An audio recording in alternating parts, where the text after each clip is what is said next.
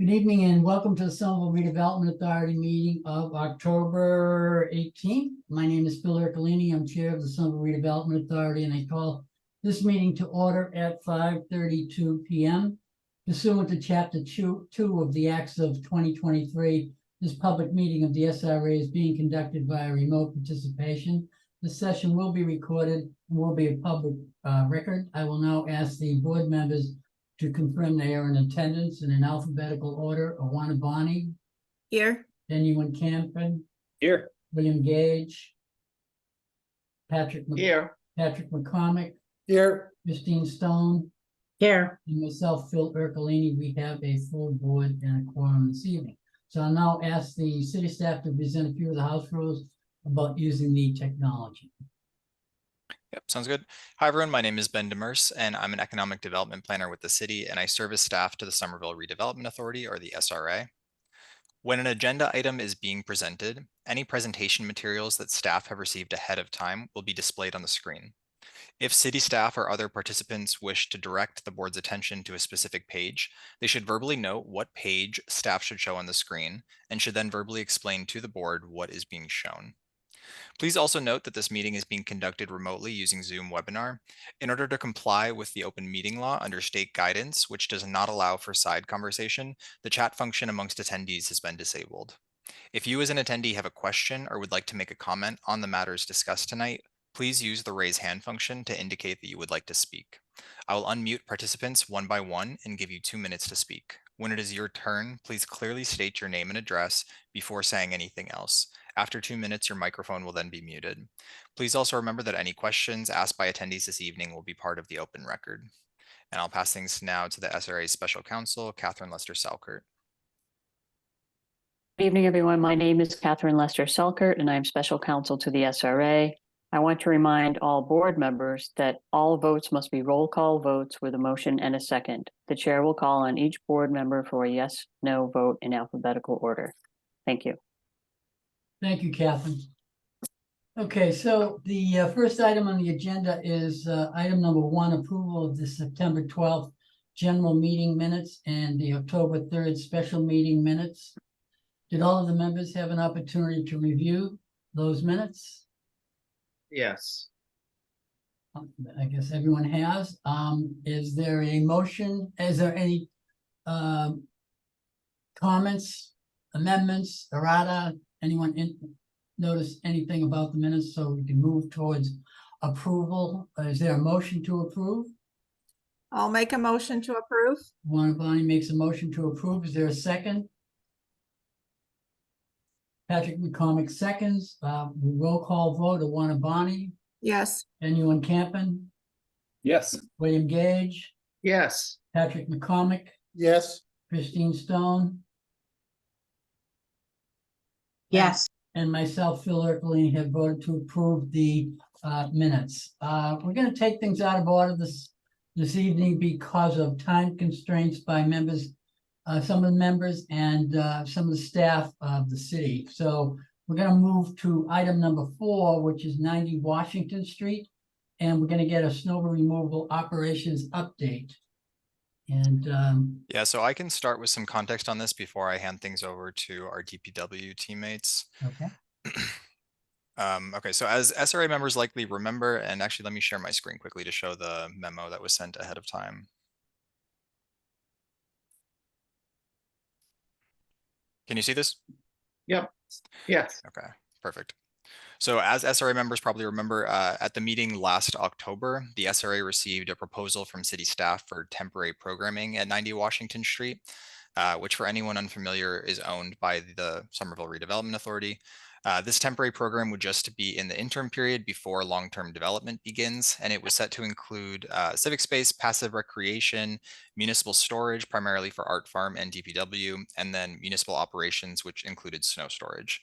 So at that October 2022 meeting, the SRA voted to approve an MOU that would allow for temporary uses at 90 Washington other than snow storage, and they requested that staff address site maintenance concerns that accompanied storage before another vote was taken. DPW Commissioner Jill Lathan, who's also with us tonight, then joined the SRA in November 2022 to discuss ways that DPW would improve operations at the site, which included installing an improved fence, providing a DPW point of contact, Eric Weissman, and also preparing to store snow further away from the curb.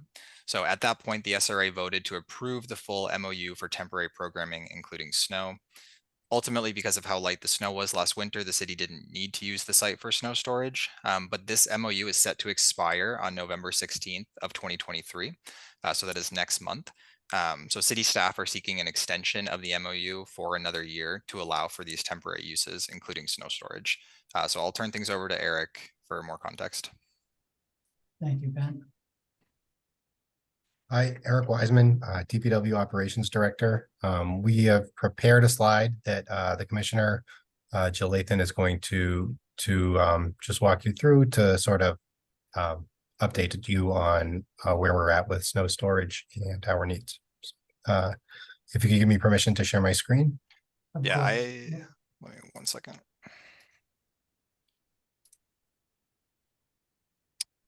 Okay, you should now have permission.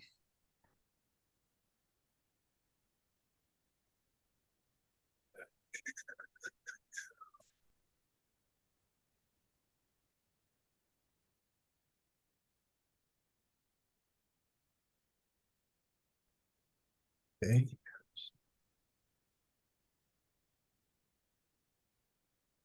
Thank you, Eric. So good evening, Jill Lathan, Commissioner of DPW, this wonderful city of Somerville. Thank you for the opportunity to be here tonight. I hope that you guys are doing well and your families are doing well. So just want to kind of go over our extension and just our continual need for this possibility this winter. As you know, the city departments, including DPW, need to continue to use it as a snow storage option. We're continuing to explore other availabilities such as the Holman's lots to see if that may be available sometime in the future. If that was available, that could lessen the impact on 90 Washington Street. However, that availability is not quite certain at this time. We're continuing to work with OSPCD and trying to find seasonal access to some additional storage locations within Somerville. We continue to trying to find outside snow storage options. And we continue to offer to advocate for additional resources such as snow melters that would have to be approved through a budgetary process and through our program improvement process. We also hopefully we've been good neighbors. I haven't heard any negative feedback from this last year as far as the cleanup or the fencing or things like that. We are including this year to fully launch our brining system, which will hopefully reduce our need for road salt. And that would reduce the salt in the snow should we need to use 90 Washington Street for snow storage. And we're going to continue to maintain and uphold our end of the partnership this year. Should we continue to need this, and if you guys are gracious enough to give another year extension on this approval. Thank you, Jill. Any questions of Jill on this matter? Ben, you and Campen? Thank you, Mr. Chair. Through you, thank you, Commissioner and Mr. Weissman. I have no issue with this request. My questions are just kind of on this slide that there's continuing advocacy to look for new offsite snow storage and additional resources. Is there anything you can share with us about, where the administration as a whole is at on those? Currently, I mean, this is just such a, Eric and my team have been just constantly being open for options for this. We are just really coming up against walls to figure out snow storage options in the greater Boston area. Unfortunately, our community being where it's located, we just do not have the resources that other outlying suburban communities have to put snow. We don't have the ability to use our big spaces like Dillwood because it's state property and that's prohibited to use a snow storage opportunity. So one thing we have to continue to do is see what's sort of, what's out there for someone to come in and remove our snow and take it elsewhere, which would be, potentially way outside the city, which would be cost prohibitive and take money away from other extension programming that we're gonna need here in Somerville for our residents and our schools, so that's a kind of hard touch point, because that's where we struggle, to be quite honest, Council. Thank you. If I could just add one quick point to that. Sure. Um, we did explore our previous offsite snow storage site. Came back in another function. We explored that as returning to that site to use as snow storage. Unfortunately, they came back at a much smaller footprint, so they're doing some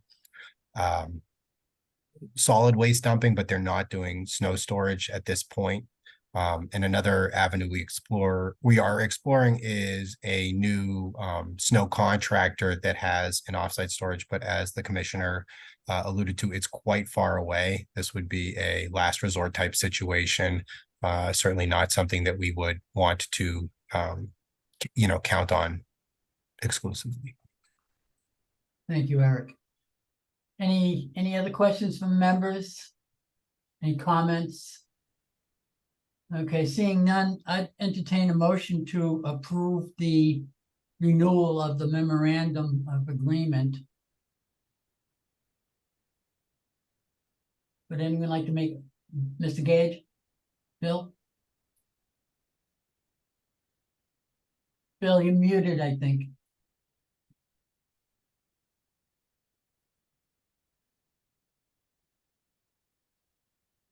I'd like to make a motion to approve Okay, the agreement. thank you, Mr. Gage. Makes a motion to approve. Is there a second? I'll second. Christine Stone seconds. We'll do roll call vote. Alana Bonnie, Yes. Benjamin Campen, Yes. William Gage, Yes. Patrick McCormick, Yes. Christine Stone, Yes. and myself, Phil Ercolini, have voted to approve and extend the agreement with the city. So thank you, Jill, and thank you, Eric, for that. And hopefully we'll have a winter like we had last year, and we don't have to think about these things anymore. But with El Nino, they're saying otherwise, but let's see what happens. All right, thanks, guys. To the chair, thank you very much. You're welcome. Thank you. And so we're back to item number 4B, which is an update from the Civic Advisory Committee relative to 90 Washington Street.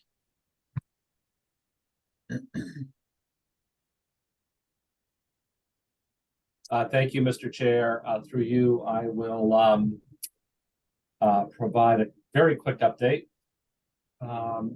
As outlined in the memo we sent you earlier in the week, after a year of intensive public listening and gathering public feedback, last January, the Economic Development Division convened the 90 Washington Street Civic Advisory Committee to not only formally incorporate citizen feedback into our ongoing planning for the site, but to also help advise both the staff and the Redevelopment Authority on selecting one or more development partners for the site to partner with the city to redevelop the site as planned.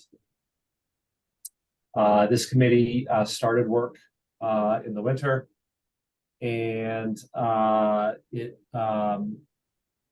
helped the jumpstart the RFQ process, which was a request for qualifications that we put out with the help of our real estate consultants in February, and with which we got 3 submittals in April at the deadline. These firms were Greystar LLC, Penrose LLC, and Onyx Development Group, which included Galante Architects and Major Construction. And the Citizen Advisory Committee intensively reviewed all submittal materials after our real estate consultants determined that all submittals were complete. And the committee spent the spring and the summer, intensively reviewing these materials, including interviewing all three firms about their responses. And then they conferred with economic development staff and our consulting staff to examine the RFQ submittals and responses further. These deliberations and findings are included as links in the accompanying memo. And now at this time, the committee is taking a well-earned break this month, and they'll be ready to start reviewing criteria for inclusion into a request for proposals instrument next month.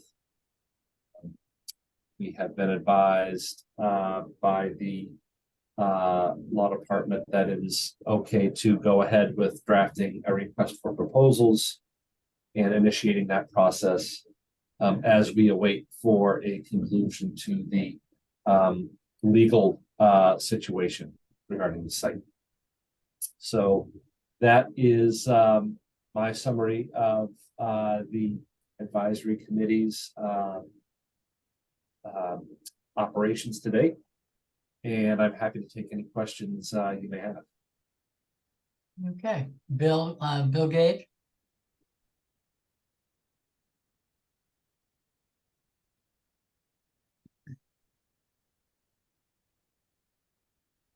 Bill, you're muted. I don't know if you can hear us.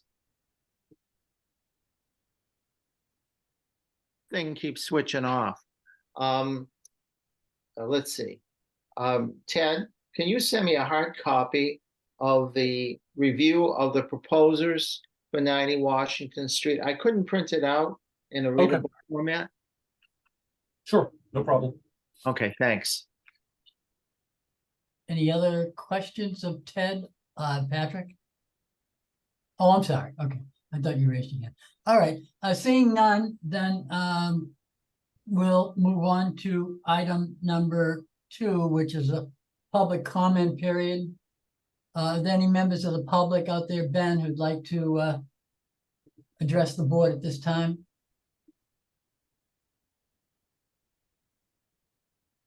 I see 2 public attendees here this evening, but neither currently have their hand up.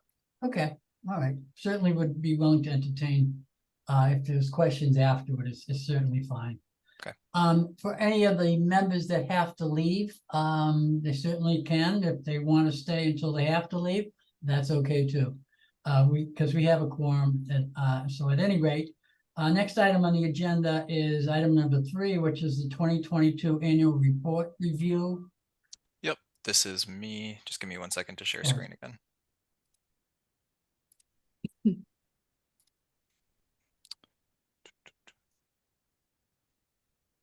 All right, can everyone see this? Yes. Yes. Okay.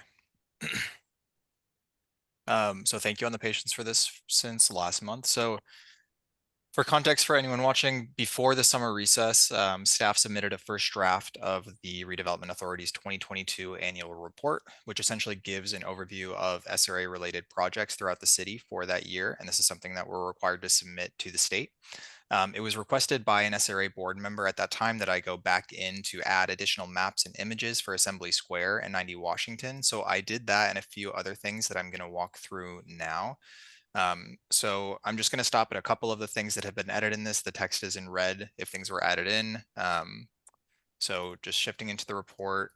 One of the main points where things were requested was to add more images of Assembly and maps. So I added images of the new developments that are going up in Assembly Square and some new text for context. SRA members hopefully have had a chance to review this ahead of time. And then I'm going to give a quick note on this. So I had received separate feedback also from staff afterwards that informed me that the SRA's urban revitalization plan in Assembly Square, which initially was passed in 1980 and then was extended in 2002, was set to last for 20 years. So that actually expired last year in 2022. So I added a paragraph that details some of the goals of that plan to give context for the development that has occurred and sort of what the goals of that plan were when it was first passed. As a quick sidebar, so staff are discussing ways, given that that plan has expired, staff are discussing ways that we can sort of summarize the impact of that plan. I don't have any updates on that at that time, but just given that some of you might be hearing now for the first time that the assembly plan expired last year, just want to give that note that this is something we're looking to provide more information about. And then if we scroll down a bit more, you'll see that we also added some images of 90 Washington. So adding a map that's been used in a lot of the 90 Washington communication and giving more of a site view up here. And then lastly, I also made some edits on the list of property that is owned by the Somerville Redevelopment Authority. So initially hold on really quickly. So the information that we had listed had this final parcel that's currently in red listed as a larger parcel of which it is a subset. So essentially we just made a small shift. This is in the D2 parcel in Union Square. It's a small portion that the SRA has retained. So we just essentially made a shift to this to show what the property value would be. So those are the changes that were made. Hopefully these satisfied the request for sort of additional context on some of these SRA projects. I did just want to leave any time for any additional questions or comments from staff before I ask SRA members to consider voting to approve this, and then I'll be able to send it to the state for filing. Thank you, Ben. Bill Gage has a question. Ben, thank you. This is so much better. I really appreciate the work that went into this. And now I have a question for you, though. On Assembly Square, because the redevelopment plan has expired, what does that mean? Do we don't have any control now over Assembly Square? I can't answer that confidently, say that there's no control, but staff are currently working sort of on a summary of what that means. So we're hoping to provide something in the coming months of both summarizing what the impact of the plan was, but then also what that means that the plan has now expired. Because, you know, I'm wondering whether, because it's expired, should we extend it or just let it expire? Because there's still ongoing construction down there. It's not like it's over with. This is something that staff can also assess more when we're kind of compiling that information. Okay. All right. Thank you. Thank you. And thank you, Bill, for your suggestions relative to identifying those properties and having a map. That's very helpful. Thank you for that. Any other questions from members relative to? I see Patrick's hand is up. Patrick, go ahead. Yes, through you, Mr. Chair, I just wanted to also add that it's a great report, made even better. And I think it really is helpful to see those goals for Assembly Square. And even before we see more detail about the impact, it puts things in perspective. So yeah, thanks to everybody involved. It's a terrific document. Thank you, Patrick. Yeah, as it relates to that, Patrick, and to Ben, it'd be interesting to know, have we exceeded those goals in Assembly? That would be a good thing to hear about. Any other questions from members relative to the annual report?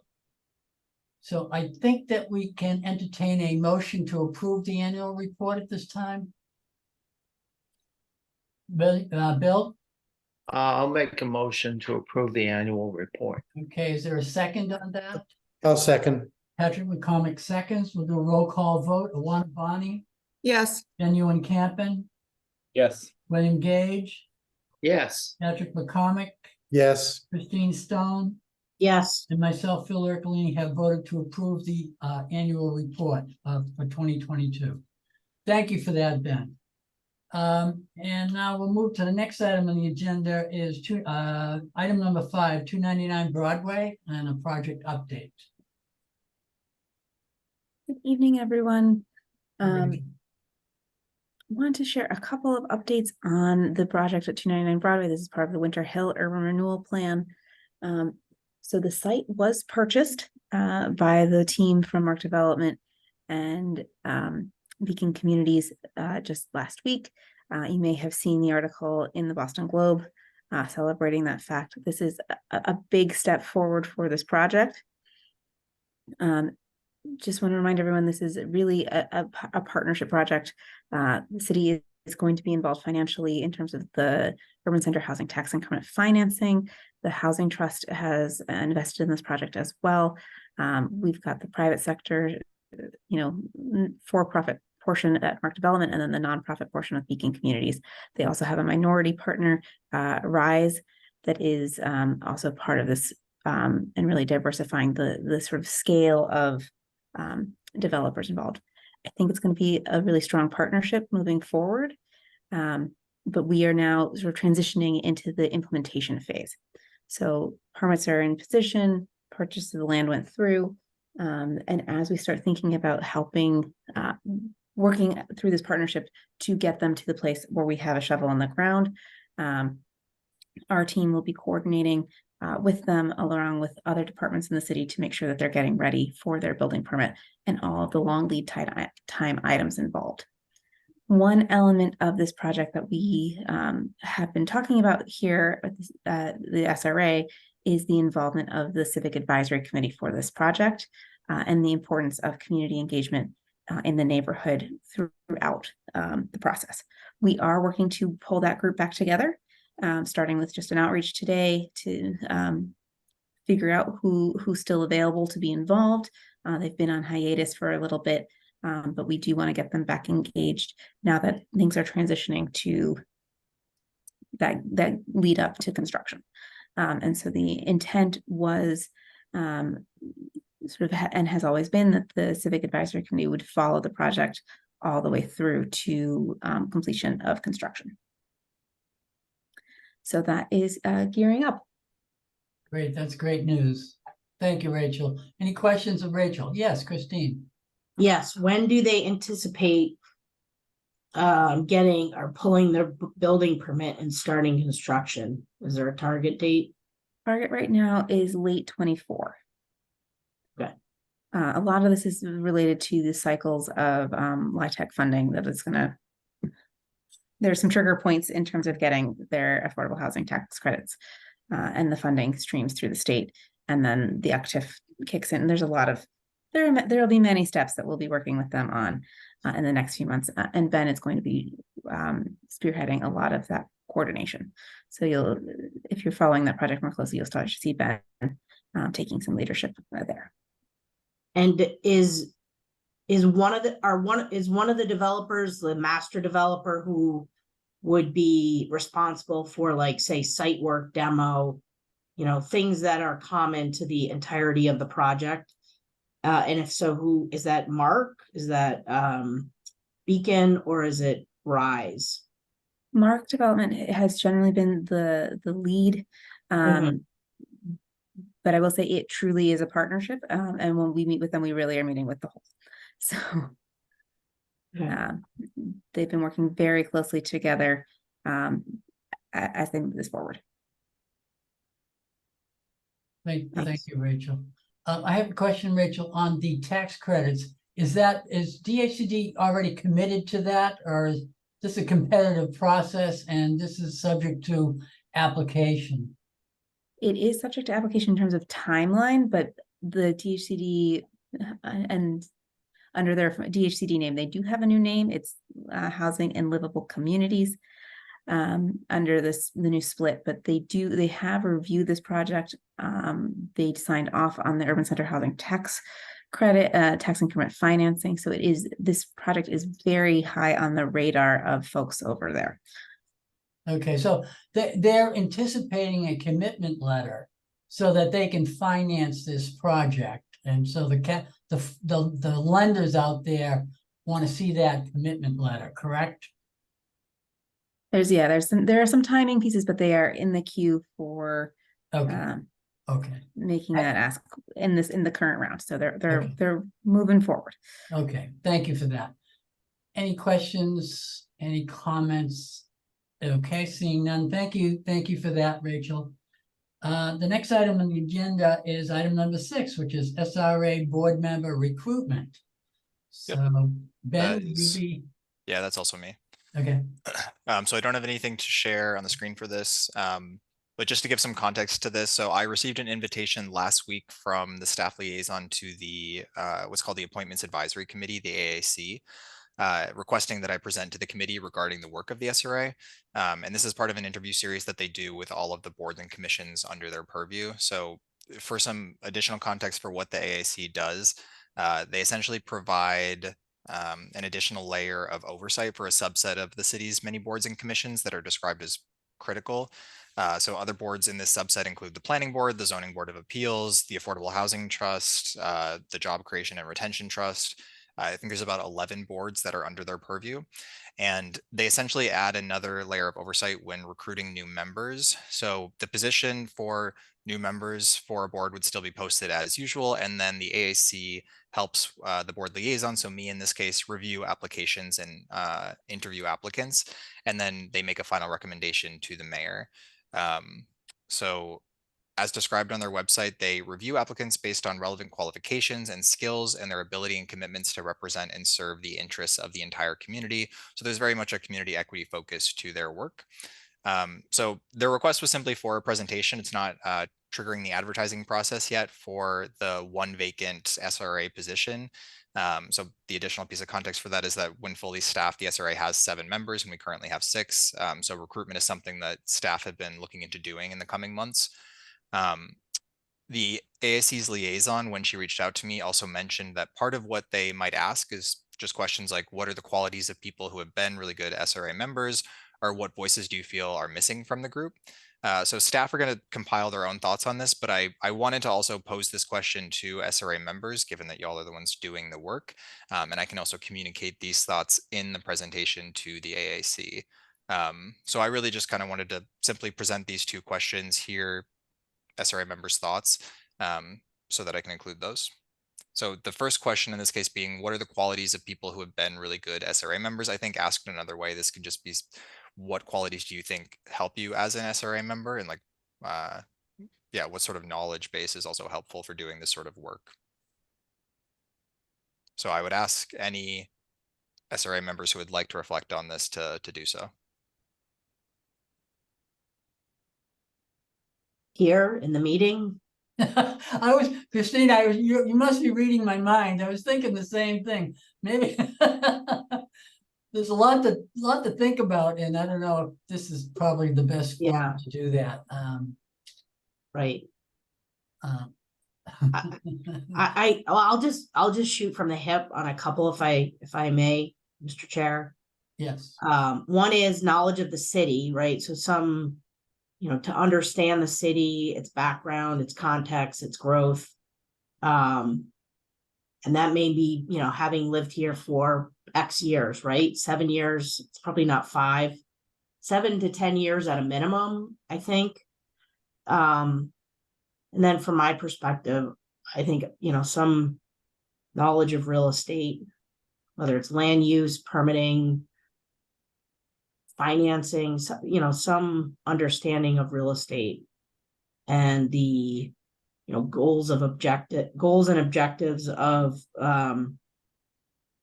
landowners, from, affordable housing to institutional users to commercial users and owners, to, residential owners. Everybody comes to it with different objectives. Okay, so you summed it all up for us, Christine. Thank you so much. Yeah. We're gonna move. Rachel. Might I suggest also that if thoughts come to you that are, or Yeah, if I you're was gonna- formulating thoughts by email, it's also Okay. Okay. That sounds good. Yeah. I see Patrick also has his hand raised. Patrick, go ahead. Sorry. Yeah, through you, Mr. Chair, and I would second what Christine said. I guess also shooting a little bit from the hip. I think having commitment and tenacity, and you know, I don't mind saying to colleagues that I think that's shown through in the last couple of years with some challenging things, as well as good humor that folks show up absolutely every time unless something gets in the way, and that we're able to exchange views, including different views, in a constructive way. And, you know, and I think in addition to those subject matter expert skills that apply to SRA topics, I think ensuring that we have some diversity. So I guess I'm going beyond what has worked, but also what we'd like to achieve. And I think that we may all be homeowners. So I think there's some merit to possibly a renter perspective, particularly as we think about different kinds of development, including affordable housing. Some merit to trying to achieve and maintain gender balance as well as people of color.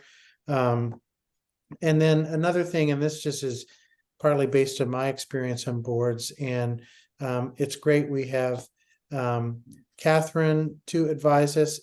I find it's often helpful to have one or two board members that are attorneys as well as subject matter experts, because so much of what we deal with are legal issues.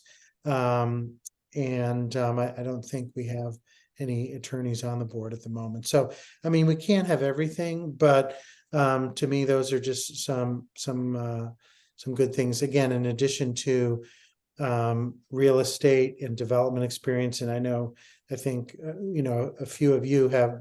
It's not my subject matter expertise, but we've had to rely heavily on that, and I'm sure we will in the future. So, and then I think just that combination of strategic and tactical thinking that can be hard to achieve, to be able to zoom in and zoom out. So anyway, those are just a few thoughts that I had in terms of seeking a range of skills for our vacancy and in the future. Thank you, Patrick. Thanks. Okay, if there's no other, we can, you know, certainly, you know, forward our thoughts to Ben, you know, in the weeks, months to come. Something comes to mind. Bill is laughing, so I don't know if that's a jokester or what. Sense of humor, Patrick. No, Yeah, you I'm got I'm that. just in a good mood. There you go. Okay. Someone who might be in a good mood always. Anyway. Okay, so if there's no other comments on that, then the next item is item number 7, any items that are not reasonably anticipated by the chair. Any members have anything they'd like to bring up at this time? Okay, seeing none. Item number 8, our next meeting is Wednesday, November 15th, unless we're called to the fore beforehand. And we all know what that might be. Item number 9 then is meeting adjournment. So I'll entertain a motion that we adjourn at this time. Motion to adjourn? Alana Bonnie makes a motion to adjourn. Is there a second? Patrick McCormick seconds with a roll call vote. Alana Bonnie. Yes.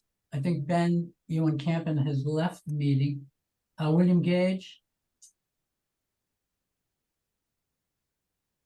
Did you raise your hand, Bill? I can't hear you. Can you hear me, Bill? Just go like this. Yes. Okay.